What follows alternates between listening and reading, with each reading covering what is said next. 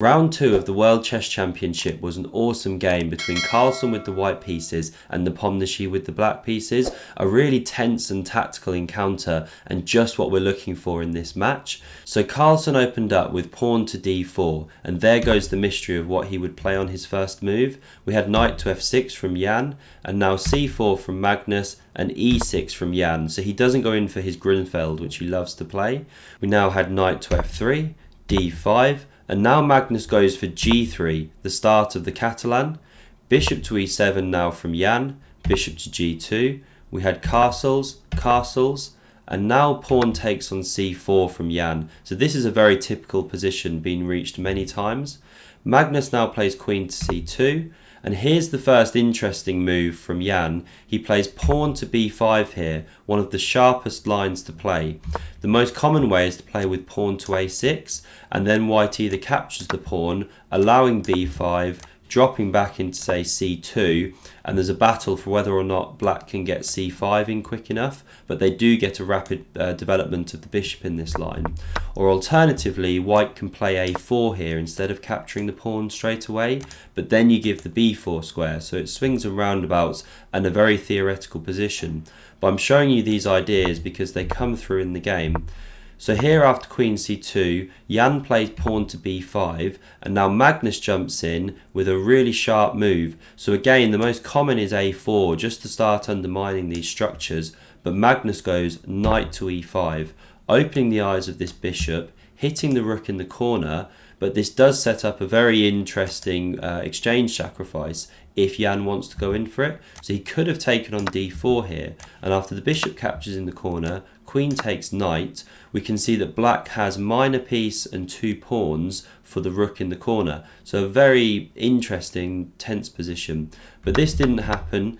Jan didn't go in for this. He was probably worried about walking into Magnus's prep. Instead, he just played pawn to c6 here, staying solid. And again, a moment to take a second. Magnus doesn't now take this pawn, which is possible. And the reason you don't do this is quite simple. After takes, rook b8, black now has got everything he wants. He's solved all his queenside development issues, and he's got a healthy pawn chain here on the queen side. So coming back here, this knight is superb on e5. This knight's bad on b8, so why swap those pieces for the sake of a pawn? You want pressure in this position with white, not material. So instead, Magnus plays the standard pawn to a4 here, undermining that chain. We had knight into d5, blocking out the bishop. Knight to c3 now, challenging in the centre. And now f6 from Jan, a logical move, just kicking away that powerful knight. But we do note that it weakens the e6 square. So you give a little, you gain a little. That's the trade-off with this move. Now we had queen to d7. It looks a bit clumsy on this square because it kind of hampers the development of this knight, although we don't know if this knight's coming to a6, but it does have a good purpose here of defending the b5 pawn through the x-ray. Now Magnus plays pawn to e4. So this is a committal move because you block the bishop now on this superb diagonal, so you have to consider it carefully. You also give up the d3 square, which we need to note. But the idea of playing pawn to e4 is that you're looking to break with either d5 or e5 in future. So Jan now plays the knight into b4, logical, queen to e2, and now knight to d3, occupying this beautiful square which has been weakened and creating this lovely octopus knight deep in the heart of the position. But white's now looking to play around that, and Magnus plows on with pawn to e5, taking some key space in the centre. He could have considered taking on b5 and after the recapture going d5 instead, but he chooses to go e5. And now Jan sensibly develops with bishop to b7. You don't want to take here because after the knight recaptures, you're in all sorts of positional trouble. If the queen went pawn grabbing, this would be absolutely terrible after the knight takes here. Black just has too many development issues on the queen side, weak pawns, and it's just a massive initiative for white. So that's why here black develops to b7.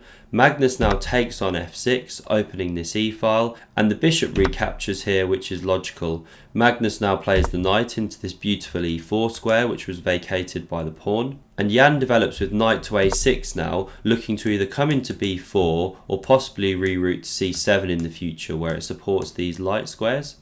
And now we had Magnus play knight to e5, not the best move in the position. He should have probably just taken on f6, and after pawn recaptures, which is basically forced to hold this e5 square, white could then continue with bishop to h6, and after say rook f7, we can see that white has nice diagonals for the bishops, and also his pieces have free and easy development, a weak e6 pawn to target, and still this queenside pressure here, so white is a bit better. But coming back here, Magnus immediately jumped in with knight to e5, but the problem is after black chops, which he has to do because of the pressure otherwise, we have the recapture of the pawn. This pawn has now vacated c5, and Jan immediately pounces on this with knight a to c5 here. A really great move.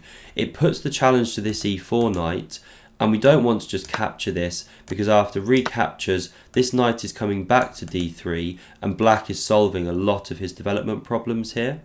So coming back here, Magnus is now in a tough spot. We note that there's also a threat of jumping into b3 with the knight, attacking the rook and threatening to pick up an exchange after capturing this bishop. So Magnus actually just goes in for the plunge now, knight to d6. He's playing for an exchange sacrifice here. So Jan jumps into b3, hitting the rook. And now again, Magnus plays an inaccuracy here. So it's interesting how these are creeping in this match. And I think this could be a lot closer than people were thinking. So he should play something like bishop to e3, let's say, developing and then recapturing the rook once it's taken. But instead he plays rook to b1. And after the knight's take here, he's lost the tempo by doing so.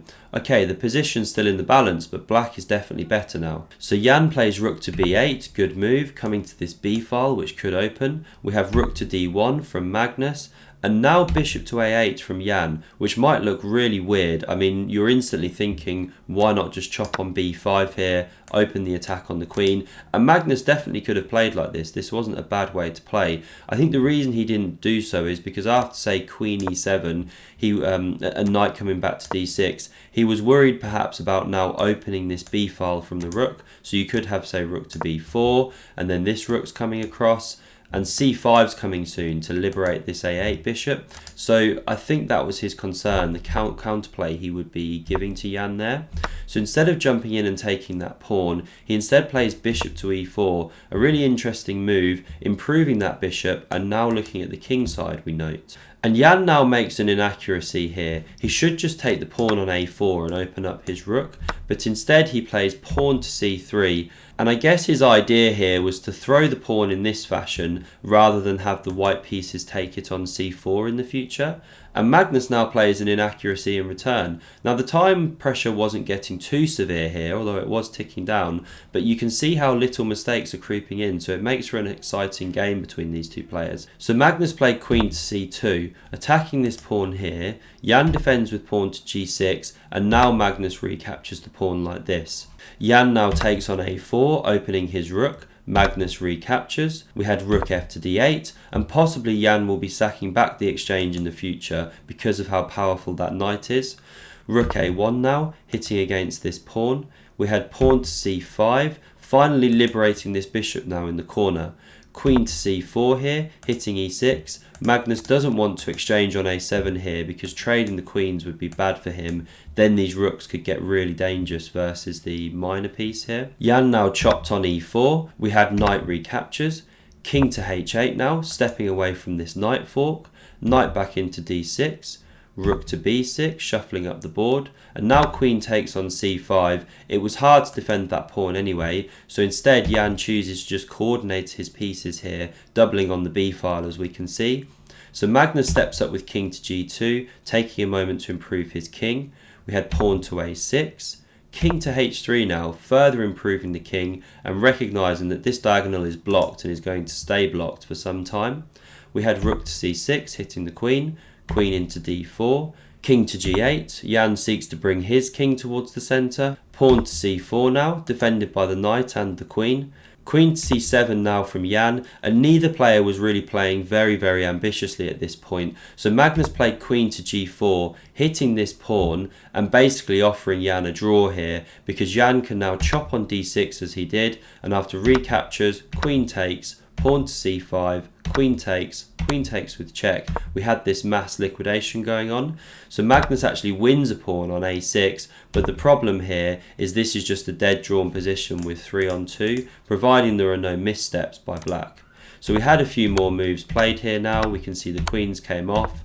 Magnus gave these checks. The king came into g4. The rook stepped away here. We had rook to e7, rook a5, rook e5, offering that trade. Black doesn't want to go in for that because then this pawn is very dangerous. So we had rook to a7 instead, h4, king to g7, h5.